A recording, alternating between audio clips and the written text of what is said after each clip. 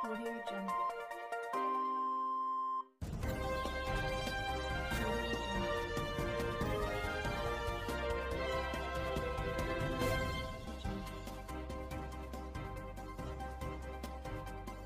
सितंबर 2020 को संस्था शिक्षा स्वास्थ्य सेवा समिति S four NGO pan India का 12वां स्थापना दिवस बड़े हर्षोल्लास के साथ मनाया गया। इस समारोह में कोविड-19 के दौरान अधिक प्रयास करने वाले लोगों को कोरोना सर्टिफिकेट भी वितरण किए गए।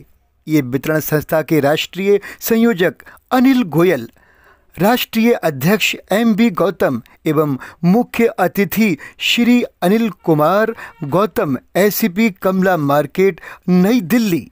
इस शुभ अवसर पर बीबीसी 24x7 न्यूज़ के वर्किंग चेयरमैन व दहलवी टाइम्स अखबार के सह संपादक अभिनेता व गीतकार मुसर्रत कुरैशी ने बेटी, नारी और शिक्षा पर कविता सुनाकर सभी के मन को मोह लिया। इस अवसर पर सम्मानित होने वाले बीबीसी 24x7 न्यूज़ के चीफ एडिटर आलम मंसूरी, दहलवी टाइम्स अखबार के संपादक यासीन कुरैशी, समाज सेविका शाहिदा खातून, समाज सेविका सीमा बेनीवाल, जमील उद्दीन, फिरोज़ खान, खुर्शीद आलम और भी बहुत सी जानी मानी शख्सियतें। देखिए हमारे संवाददाता की ये खास रिपोर्ट।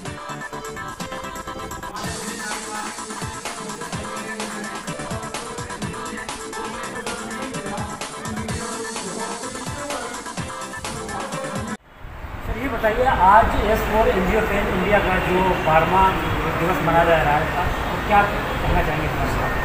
देखिए, इस संस्था को बनाने के लिए हमने ऐसी कोई प्लानिंग नहीं की थी। बस हमारे दिमाग में ये था कि लोग अपनी सोसाइटी बना लेते हैं, एनजीओ बना लेते हैं और गवर्नमेंट से फंड लेके और अपने चित्रपट करते हैं, ऐसा हमारे दिमाग में रहता था। और ग्राउंड पर कोई काम नहीं करता था, तो हमारे दिमाग में था कि एक ऐसी सोसाइटी हम बनाएं। और वास्तव में सोसाइटी हमने दूसरों की चाहते बनाई थी। बहुत लोगों को प्रेशर आया कि आप अपनी भी बनाइए। हमने तो अपनी सोसाइटी बहुत बाद में आई। एक मोहम्मद इसाक जी भी है, ये गवाह है इस बात के लिए, लियाकत हुसैन जी हैं, तो उन्होंने बहुत प्रेशर डाला था कि आप अपनी एनजीओ बनाइए, अपनी एनजीओ बनाइए। तो फिर हमने अपनी एनजीओ बनाई और उसी एनजीओ में हमने बहुत सारे वो जो बायलॉज हैं वो सारे इकट्ठे किए और अपने दिमाग का भी उपज उसमें लगाई, और जिससे हमारे जो टॉयलेट सर्टिफिकेट जब हमारे बायलॉज पे अध्ययन किया गया तो पहली बार में हमें टॉयलेट सर्टिफिकेट मिल गया। तो हम चाहते हैं हमारी एनजीओ वास्तव में ग्राउंड पे काम करे, ये सोचकर हमने इसको स्थापना की थी। जी, जिस तरीके से आपको कौन से अहम बिंदु हैं तुम्हारे साथ ही आगे बुला लो ना, इसके लिए आवाज आ रही है कैसे लोगों को बुला रखा है। और दूसरा शिक्षा पर हम ट्यूशन का काम दे रहे हैं, और ट्यूशन में केवल 2 तरह के एजुकेशन दे रहे हैं। सबसे पहले ह्यूमन बीइंग एजुकेशन, मानवता सभ्यता, कि बच्चे के अंदर जो कल्चर डेवलपमेंट कैसे हो, तो उसके लिए ह्यूमन बीइंग का उनका एजुकेशन दे रहा है। दूसरा है इंग्लिश स्पीकिंग का दे रहे हैं, और इसी कड़ी में हम कंप्यूटर एजुकेशन को लेके आ रहे हैं। अब हमारे लगभग 26 सेंटर हैं और 27वें सेंटर हमारे खानपुर ब्रांच में बनाया है। तो हमारे 27 सेंटर हैं जो एजुकेशन पर काम कर रहे हैं। हम वास्तव में ग्राउंड पर करना चाहते हैं, ना कि हम दिखावा करना चाहते हैं। जी, हिंदुस्तान में कितने राज्यों तक आपका ये एनजीओ फैला हुआ है? हमारा दिल्ली में फैला है। दिल्ली में सबसे ज़्यादा फैला है क्योंकि हम दिल्ली से शुरुआत की है। उत्तर प्रदेश में है, पंजाब में है, बिहार में। बिहार के रिप्रेजेंट अपने जयपुल्ला भाई हैं, वो कर रहे हैं। पंजाब से गुरु चरण सिंह है, वो कर रहे हैं। और छत्तीसगढ़ से प्रमोद कुमार गौतम जी कर रहे हैं। महाराष्ट्र से दीपक यादव जी कर रहे हैं। और हरियाणा से सतवीर बौद्ध जी कर रहे हैं। तो हमारे लगभग 8-9 राज्यों में ये हमारा फैल चुका है। जी, हम बात करें कि पूरी दुनिया कोरोना महामारी से गुजर रही है, हम बात कर रहे हैं हिंदुस्तान की, तो इसमें जो दौर गुजरा, इसमें आपकी एनजीओ ने क्या क्या कार्य किए, किस तरीके से क्या आप इसके बारे में बताना चाहेंगे? जाकिर चौधरी जी की थी और एक सरदार जी की थी, यानी 3 गाड़ी टोटल हमारी चली थी, जो हमें फूड मिल भी रहा था और डिस्ट्रीब्यूट करने का भी हमें ऑफर मिल रहे थे। तो इसलिए 3 गाड़ी हमारी चली थी। 3 गाड़ियों पर हमारे परमिशन लेके एसडीएम साहब से, एसडीएम साके से, तो वो सारी गाड़ी हमारे चली।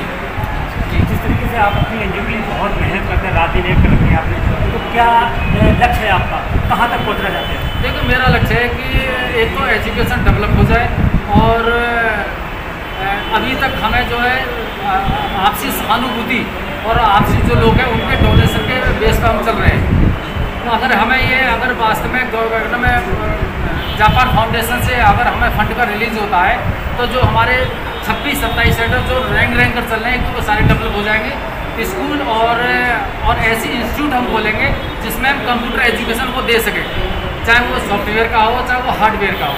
हम नहीं कह रहे कि हम यूनिवर्सिटी खोलेंगे, डिग्री कॉलेज खोलेंगे, हमें नहीं, वो ऑलरेडी पहले से हम ऐसी टेक्नोलॉजी देना चाहते हैं कि हम आज इस कोरोना काल से और आज तक वाइन की दुकान तो खोल दी गई है शुरू से ही, मगर एजुकेशन आज तक नहीं खुल गए हैं। तो हमें यह बड़ा दुख है, सरकार के सामने समस्या चाहे कोई भी रही हो मगर ये नहीं खुले, ये उनकी अपनी रणनीति रही होगी या उनकी समस्या रहेगी, उसमें मैं ज़्यादा डीपली नहीं कहना चाहता। तो क्या कोई सरकारी मदद भी मिलती है आपको? अभी सरकारी मदद से देने वाले तो बहुत मिले हमें, मगर वो रिफंड हमें सब बहुत ज़्यादा मांगते थे। फिर सरकार ये कहती है कि ये एनजीओ वाले सब खा जाते, करते नहीं है कुछ। चाहे हमारा 10% ही बचेगा, हमारे 80% कोई 80% वापस मांगता है, कोई 70% वापस मांगता है, कोई 60% मांगता है, और हमें सारे उसका अब हम झूठे बिल लगाने पड़ेंगे। 20% GST वाला ले जाएगा, फिर हमारे पास 20% बचेगा। फिर हमारे पुलिस डिपार्टमेंट हमारे हमें आगे तंग करेंगे, आपने पैसा बेफजूल में तंग कर दिया। तो हम जो हमारे जो रोजी रोटी वाले हैं, जो नौकरी पेशे वाले हैं, जो बिजनेस वाले हैं, गवर्नमेंट एम्प्लॉय भी हमारे एनजीओ को सपोर्ट कर रहे हैं, तो वो सब मेरी वजह से कदम उलझ जाएंगे। तो इसलिए हमने ऐसा कोई भी पैसा नहीं लिया जिसकी वजह से हमारी एनजीओ का दागदार हो जाए, बदनाम हो जाए, या हमारे जो फैमिली वाले लोग हैं वो इन्वॉल्व हो जाए, वो फंस जाएँ, वो जेल चले जाएँ, तो फिर वो कहेंगे कि हाँ मियाँ जी तो डूबे और हमें भी ले डूबे। तो ऐसा कोई काम नहीं करना चाहिए। कोरोना की महामारी के साथ साथ बेरोजगारी की महामारी भी फैल चुकी है देश में, तो क्या कहना चाहेंगे युवाओं के लिए?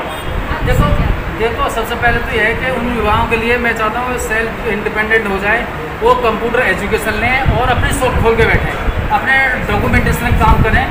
तो मैं समझता हूँ कि अब नौकरी का तो आप भूल जाएगा, नौकरी मुझको 5% से भी बनाएंगे। और ये सभी धर्म सभी जातियों के ऊपर, सभी धर्म के लोगों के ऊपर ऐसा नहीं है कि एक ही कम्युनिटी के ऊपर है, क्योंकि बिजनेसमैन भी इसमें चौपट हो गया है, गवर्नमेंट डिपार्टमेंट भी सारे चौपट हो चुके हैं, अब कुछ बचा नहीं है।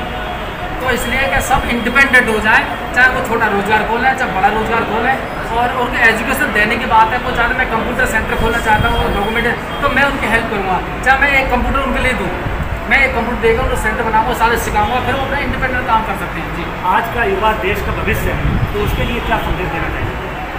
तो युवा के लिए संदेश तो यही है कि जो भी बताया कि वो इंडिपेंडेंट हो, बस यही रास्ता है उनके लिए, तो वो एजुकेटेड हो, कि वो हौसला ना हारे बिल्कुल भी, और आप सीमा बेनीवाल जी हैं, वो बिल्कुल हौसला ना हारे और संघर्ष करते रहे। हौसला अगर हार गए तो कुछ नहीं कर सकते, हौसला ना हारे। तो जो इनकी सोच है मुझे बहुत अच्छी लगी कि पहला फोकस हमें पढ़ाई पर करना चाहिए, कुछ सीखने पे करना चाहिए, सीखेंगे जब तो कमाएंगे। तो मैं ये शाहिदा खातून जी, आप क्या इनकी टीम और उनकी गौतम जी की टीम और उनके एनजीओ के लिए क्या कहना चाहेंगे? तो ये कहना चाहूँगी कि जिस तरह से इन्होंने कॉन्फिडेंस से 1-2 साल लगे इनको संभालने में, कंटिन्यू 10 साल से ये शिक्षा और रोजगार के ऊपर काम कर रहे हैं, स्वास्थ्य के ऊपर, मामूली सा फीस नहीं है, एजुकेशन देते हैं। तो बहुत बहुत इनका शुक्रिया जो ऐसे पहल इन्होंने करा है। एमडी मुस्तकीम साहब, आप क्या कहना चाहेंगे? जो गौतम जी 12 साल से एनजीओ को लगातार बड़े अच्छे ढंग से चला रहे हो, बहुत मेहनत कर रहे हैं। जी, एमडी गौतम साहब के बारे में मैं जितना कहूँ कम है। एक्चुअली एमडी गौतम साहब का अभी जब से मैं इनके साथ जुड़ा हूँ, तो एमडी गौतम साहब का एक लक्ष्य है जो इन्होंने देखा है, वो लक्ष्य है शिक्षा का। हम अब बातें करते हैं बहुत सारी, ये हो गया, ऐसा हो गया, वैसा हो गया। जब तक हम शिक्षा को हासिल नहीं करेंगे, शिक्षा को नहीं लेंगे, हम आगे कोई भी किसी तरह का भी कहीं भी किसी कंपटीशन में नहीं बैठ पाएंगे, नहीं आपको बैठने दिया जाएगा। If you have the courage and effort, sure, so you will be sure success in your life. That is compulsory. अगर साहस और हिम्मत है आपके अंदर, तो आपको कोई नहीं रोक सकता कामयाब होने से। बहुत ज़रूरी है, अपने हौसले को बुलंद रखिए और बी पॉजिटिव। आप उन लोगों के साथ जुड़े रहिए जो आपको मोटिवेट करते हो। और मेरा ये आप लोगों से भी कहना है, और जहाँ जहाँ आप लोग जुड़े हैं, आप सारे लोगों को मोटिवेट ही करिए। डिमोटिवेट जो करते हैं लोग, वो कामयाब नहीं होते। उनके संपर्क में जितने लोग आते हैं वो कामयाब नहीं होते। तो हौसला बनाए रखना एक बहुत बड़ी बात है। बहुत अच्छी। धर्मपाल जी, आप क्या कहना चाहेंगे एमडी गौतम के लिए, जो लगातार 12 वर्षों से मेहनत कर रहे हैं और बहुत जुझारू हैं, ये क्या कहेंगे आप? मैं यही कहूँगा कि इन्होंने जो 12 वर्ष से इस एनजीओ को इस स्टेज पे आज लेके आए हैं, इन्होंने इसमें इनकी बहुत कड़ी मेहनत, इनकी टीम की सभी साथियों के द्वारा जो सहयोग इनको किया गया है, उस सहयोग से ही ये भी इनको भी तभी एनर्जी मिली है जब साथियों ने इनको पूरा सहयोग किया है। ये आज एनजीओ जो है हमारी इतने अच्छे क्षेत्रों में जो है, शिक्षा के क्षेत्र में भी काम कर रही है, स्वास्थ्य के क्षेत्र में भी काम कर रही है और सेवा के क्षेत्र में भी काम कर रही है। हम उम्मीद यही करेंगे कि एमडी गौतम जी पूरे विश्वास के साथ में आप और भी ज़्यादा जो भी हमें भी आप जो भी जिम्मेवारी देंगे हम उसको पूरी तरीके से निभाने में पीछे नहीं हटेंगे और इसी तरीके से उम्मीद करेंगे कि ये एनजीओ इसी तरीके से दिन दुगनी रात चौगनी तरक्की करती रहे। ऐसी उम्मीद के साथ में मैं एमडी गौतम जी का धन्यवाद करता हूँ। Thank you sir. आप सबको तहे दिल से धन्यवाद, क्योंकि मेरा इससे हौसला बढ़ा है, क्योंकि मैं अब रुकने वाला नहीं हूँ। इस एनजीओ के लिए मेरी जो सैलरी का है, जब अब तो मैं बिल्कुल नौकरी छोड़ दी है मैंने, जब मैंने सिक्योरिटी लाइन में था, ऑफिसर मैनेजर या ट्रेनिंग मैनेजर था, अपनी सैलरी का 60%, 40%, 60% इस एनजीओ का खर्च किया।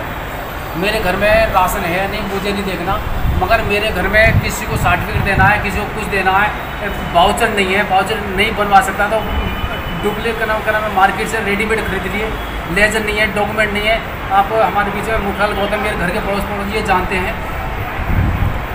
बहुत मैं नहीं देखिए, जिस तरीके से गौतम जी भावुक हो गए, इनकी लगातार मेहनतों को सराहना चाहिए, उनके जिनको सलाम करते हैं। होना लाजमी है। वजह ये है कि बहुत सारे तालियों के साथ स्वागत गौतम जी ने इतना पहन लिया है, इतना मतलब इसके एनजीओ को उठाने में अपना जी जान से इतनी मेहनत की है, जिसकी वजह से रियली में वो आज अपने शब्द कहने में इतने भावुक हो गए हैं कि जिसके लिए हम भी उनका तहे दिल से धन्यवाद करते हैं कि आप किसी भी तरीके से जैसा भी हमसे सहयोग बनेगा हम आपके साथ में 24 घंटे हम आपके साथ हैं।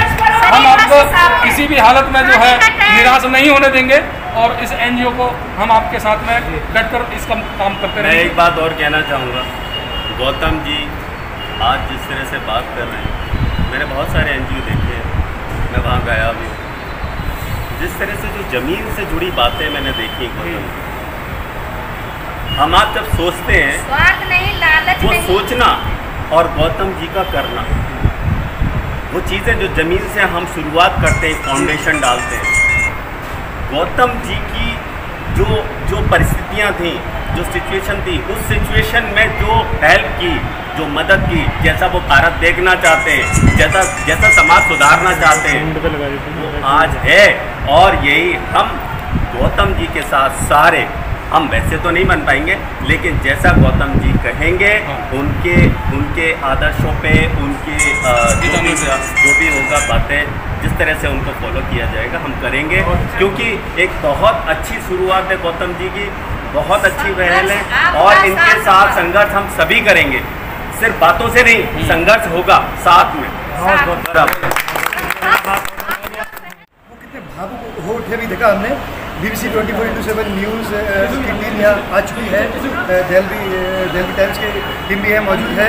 तो हमने ये देखा कि यहाँ पर जो एमडी गौतम साहब ने जो अपनी बात रखते रखते एकदम रो पड़े, भावुक हो गए, उनका दिल इसने प्यार देखिए। लेकिन ये खुशी की बात है कि उनके जो समर्थक हैं, साथी हैं, महिलाएं, बच्चे, जवान, बूढ़े, ये सभी यहाँ आए हुए हैं। तो सब ने उनको साहस दिया, हिम्मत दिया, इसलिए कि सच्चाई के साथ चलने वालों के साथ हर कदम कदम पर उनके साथी होते हैं। वो किसी भी रूप में हो सकते हैं, भाई के रूप में, बहन के रूप में, पिता के रूप में, माँ के रूप में, फ्रेंड्स के रूप में, किसी भी रूप में हो सकते हैं। तो अभी मुस्तकीम साहब ने भी कहा कि हर तरीके से वो गौतम जी के साथ हैं।